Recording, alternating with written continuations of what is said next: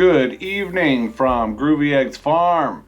I am Jeff. I don't care what day it is, it's Tuesday. I have no idea when you'll see this video. Yeah, long time no video, so I'm gonna try to catch up. I've got footage of some of the happenings around here, and I'm just gonna do a voiceover. Bob is gonna help me out. No, he's not. I'm gonna throw him off. I'm just gonna do a voiceover of the footage, and we'll try to get you caught up. The last you saw was Chicken Processing Day, and I cannot thank Brett and Deborah from Tiny Farm Nuggets, Anthony and Roxanne, Country Road Cure, Drew and Lindsay, Drew's Lens, our friend and neighbor, and it was a good day. Check out Country Road Cure. I made food. We got to it eventually. And then it was great to have a live show after that. If you haven't, it was a 2-hour live show. I thought it was a great live show with all of the chicken pluckers from that day. That was some chicken pot pie stew. So yeah, the past 2 weeks have been just, I've been dealing with some Parkinson's issues, more than typical. Some physical ailments set me back, sore shoulders, more muscle spasms than usual, tremors, my right hand isn't cooperating, I keep twisting my left ankle, and yeah, that's no fun. And then you walk on your ankle differently, and then I got blisters, and that's no fun. And I can just go on all day and all night complaining. But there are cute chickens out there that have to be taken care of. So I've just got to push through it, and that's what I've done. My sleep schedule has just been all over the place. That's one thing with, every day I'm faced with, Parkinson's is, it wins. I quit, you win. I quit, I have to go take a nap. I don't care if it's 7 p.m. and I'm gonna sleep until 1 a.m. and then, the rest of and then the next day I go back to bed 9 a.m. and then it all gets twisted upside down, and that's just my life. Sometimes I gotta say I quit, I give up, and we'll go about it some other way, some other day. But these baby chicks need to be taken care of. I have 175 little ankle biters between the age of a month and 4 months old. These dudes just got moved into this hoop coop, and that means another group just got moved out of that hoop coop. I'm doing most of that after dark. That's the best time to corral them. Luckily, when they're this small, I can put them in one of those pet carriers, and I can do 8 or so at a time. But it's still time consuming and a lot of walking in the dark, on the rocks, uphill, both ways. Luckily there wasn't 2 feet of snow, although it has been cold. Man, the week after that chicken processing, it was cold every day. I was burning the wood stove. We'll be talking about that a little bit later. But these guys are new into this hoop coop, most of them anyway. Little black and white ones are all whiting true blues. I have 175 little ankle biters of that age, and I have never done that before. And I'll learn for next time. But these will be, I'll select the cream of the crop, and these will be my breeders for next year. The extras I'll be selling. I've been, already some of the older ones I've already been selling. These are some of number 2's offspring. Most of them have the crest, but not all of them. The one there on the left does not have a crest, but the one on the right has a crest and it's black, and that's what I like. I just can't tell the boys from the girls yet on those. For most of them, some of them I can. But yeah, they are getting older. That one's got a really poofy tuft going on. And that's going to be a girl too. So yeah, they are all growing up. Some of these number 2's, the boys anyway, that were bigger, they graduated to my new fraternity boys flock. Yep, we had chicken processing today, and I emptied the fraternity boys flock. Well, I just rebuilt it. And there were three that came out of number 2's offspring. But yeah, a lot of them running around there with little tufts on their heads. I'm going for black. That's the color I'd like to go for. So the ones that are white or brown, we'll see what I do with those. Those, might end up on another YouTube channel. Coming up. Spring is coming up, and 175 young ones, probably 70 to 80 of these are girls. I've already sold a few of the girls. So there's more boys than girls. And then a lot of them I do not know whether or not they're a boy or a girl yet. But yeah, a bunch of ankle biters came out of this hoop coop and also went out. And yep, that's been me for 5-6 nights? 6 nights of chicken shuffling. Yeah, all that cold weather. And, I can complain all day and all night about my health issues, but I have really been enjoying this house for the past couple weeks because it is all in place, so to speak. All of these creature comforts that I've never had a wood stove, for example, but the shower, long hot showers. I would rather be taking a long hot shower right now than making this video, but I'm making the video. This is the first time since I moved to Arkansas that I've been able to take a long hot shower whenever I wanted to. Oh my goodness, it is just a great feeling. So I'm not walking too well. I am not walking too well lately, but I am able to enjoy all these creature comforts thanks to Tree Haven and to the YouTube and community for helping fund that shower and this house and everything I got going on here. I got my kitchen, my stoves, finally been here. Finally got my refrigerator and freezer, the dishwasher's going. It's just, and the wood stove. So yeah, it was getting cold. I don't have any experience with a wood stove. So here I am. I drug a branch from way out in the back.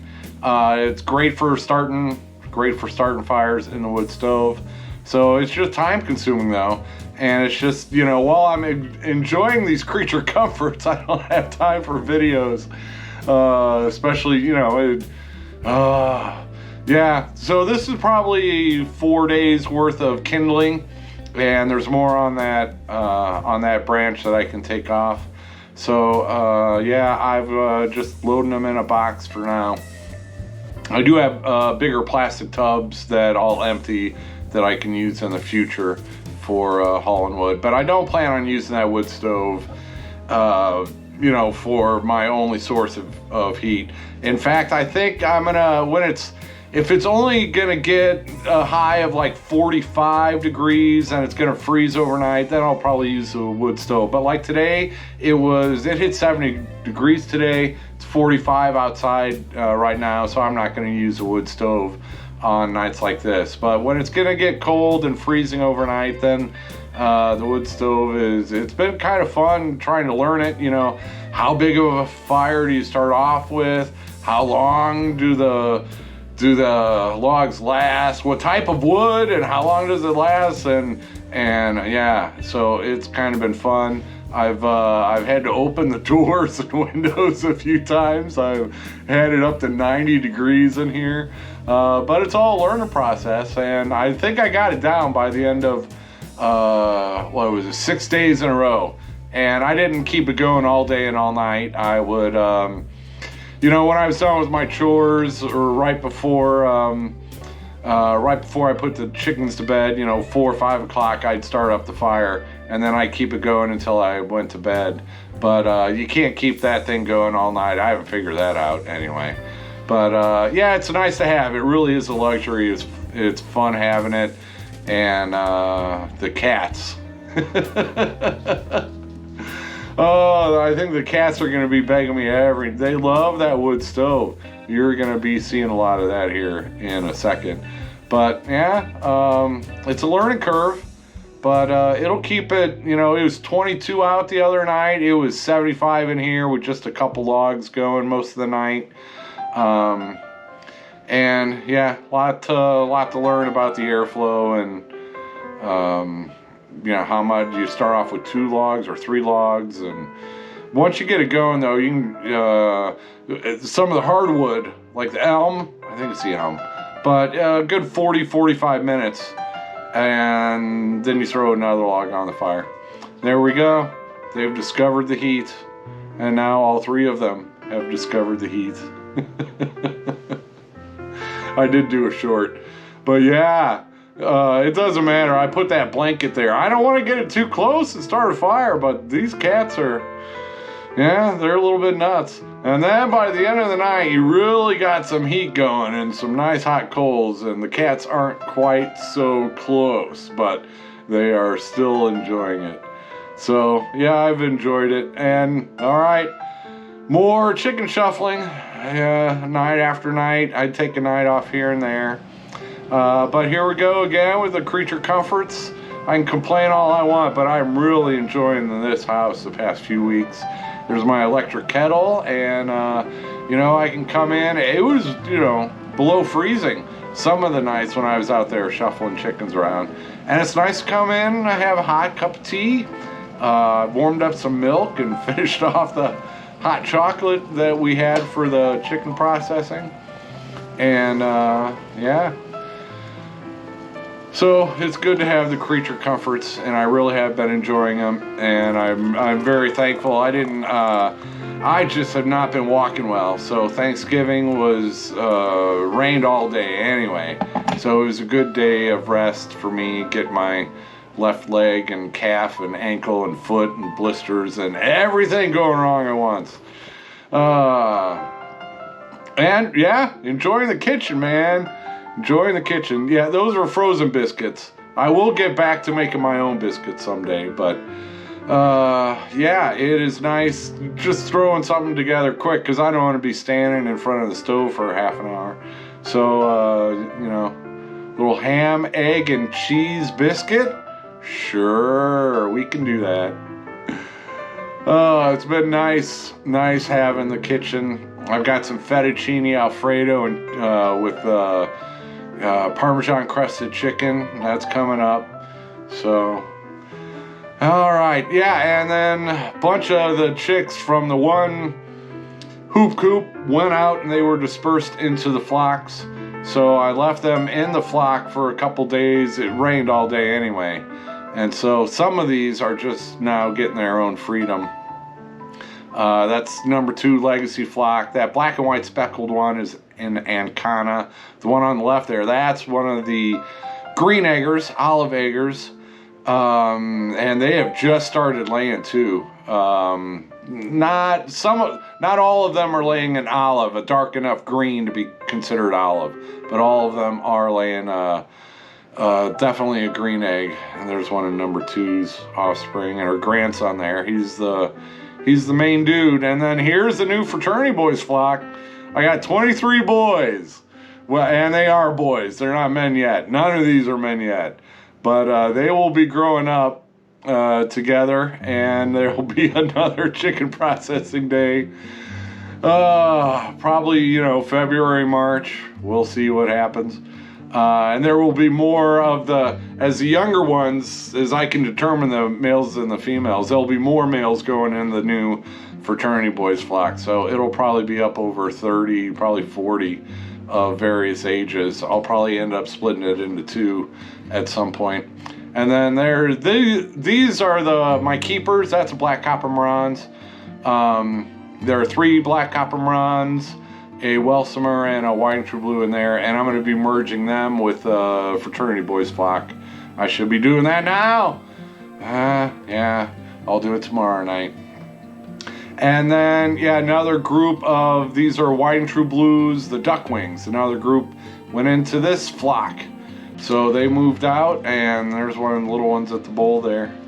Yeah, white and true blues, they lay blue eggs. And there's the father.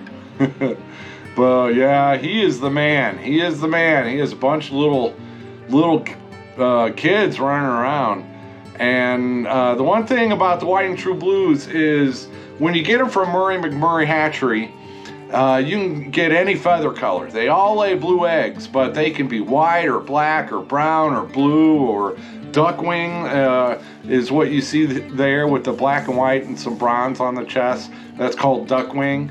And so when you get them from Murray McMurray, the white and true blues can be any feather color pretty much. And what I have done over the past years have been to separate the duckwing variety. So I've singled out the duckwing, and I'm finally getting there to where I know with this rooster and these hens, all the kids are going to look like this. So I'm still getting about 10% of them are coming out, the girls are coming out brown. But I think, so it, you know, the first time I bred, about half of them were coming out brown. Then the next time it was 25% were coming out brown. This time it was 10% coming out brown. So of the kids that you're seeing running around now, they'll be going back to their father. Yeah, it's Arkansas. And then I'm hoping this next generation, there'll be 0 of them come out brown. So then I have definitely separated the duckwing feather pattern, and I've got mine. I'm the only one out there in the world that I know of that is doing this with the duckwing feather color on the white and true blue. So, you know, maybe it'll be my own line that I can name for myself someday. But yeah, and he's the man. He is the man. And I'm also going for the fluffy cheeks, the beards. And I about 75% of the girls have beards and 25% don't. So it'll probably be a couple more generations before I get the duckwings, you know, completely separated and to where they are reproducing, you know, very similar with the duckwing feather colors and the beards. So I'm still going for that. But yeah, I'm really excited about the duckwings. I'll pick the cream of the crop of those. I've got, I don't know, probably there's 19 of the duckwing females in this flock. And then the one, yeah, so I probably got 30 female duckwings to choose from for next season's breeding program. Yeah, he's the man. He is the man. The father of many of those 175 little young ones that I am taking care of right now. The brooder tent, I only have one group left in the brooder tent, and that's, you know, when they're small, and then I can combine them, and then it's less work. So I've still got a lot of shuffling to do, but yeah, that green one, that was a nice one. But yeah, those are some of the new layers, and I'm getting some nice, they get muddy when it rains though. They get muddy when it rains, and yeah, with all these young ones growing up, I need more places to put them. So here's a fence going up in the front yard. I am hoping to have 2 flocks in the front yard before Christmas, hopefully sooner than that. But this fence was not in use, and I just, you got to play around with the fencing to see how much space it will cover. So can I get 2 flocks in the front yard? I didn't know. So I lugged that fence down there and kind of put it up to see if what kind of damage I can do. And I do plan on having 2 flocks in the front yard very soon. So those ankle biters and this one, yeah, that's what happens. You get the net. You get the net. She's a little olive egger. I can't wait for her to start laying. But yeah, with all that rain, several of my coops were just mud pits. You saw the eggs. You saw the eggs. That's what happens when you've got muddy coops, is you get muddy eggs, and muddy eggs aren't as fun as when they're, you know, perfectly clean coming out of the nest box. So luckily, thanks to Drew and Lindsay and our neighbor, I've got some bales of hay, and yeah, I had to do that for 5 of the flocks. Got you know, a fresh layer of hay, and that'll only last until the next time it rains, and I have to do it again. But Today's eggs were not quite as dirty as that, and they always enjoy it because there's always seeds and stuff in there. They'll have all that hay bunched up into a corner even if it doesn't rain. So here I have got one of those little plastic totes, so I know if I stuff that full of flakes, is that what you call them? I can take them out to each coop, and one tub full pretty much does it. Yeah, there's some of my new green egg layers and olive egg layers, and they're muddy eggs, but hopefully we can reduce the mud with the new hay in their coop. This is number 2's legacy flock, and a bunch of the green eggers, white and true blue rooster with black or blue copper bronze hens were the parents of these. And some of these will be available coming up. I'm going to keep the darkest green egg layers and do some back crossing with them, but some beautiful birds in there with barring. Most of them have the side muffs, the beards, and then yep, the fraternity boys flock, they were all muddy also, and they were really muddy, man. Those boys, they make a mess when they get, but they were locked up in there for a couple days too while it was raining. So, yeah, they all got a nice new layer of hay. And aren't they cute? Just following me around, begging for corn already. Yeah. Here we go, dude. Get in there. It's bedtime. You got a nice new layer of hay. That's one of the... Most of these will go to freezer camp eventually. Some of these I will be keeping. There's some number 2 great grandsons in there. There's some wine and true blues in there that I'll be choosing between on which ones to keep. But then there's some olive eggers and some others I won't use for breeding. So the handful of those I'll probably hang on to. But that was it. All right, that's all for this video. I'll try to get back into the swing of things. You know, December is a great month to put out a lot of videos. So I'm going to try to put out a lot of videos in December. I didn't do it in November. Anyway, it's late and I need to cook a ham, egg, and cheese biscuit. And take a long hot shower.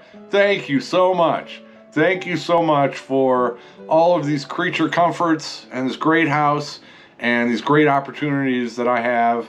Even though I got to deal with stuff here and there on the physical front, thank you for making that so much easier on me. Okay, take it easy, everybody.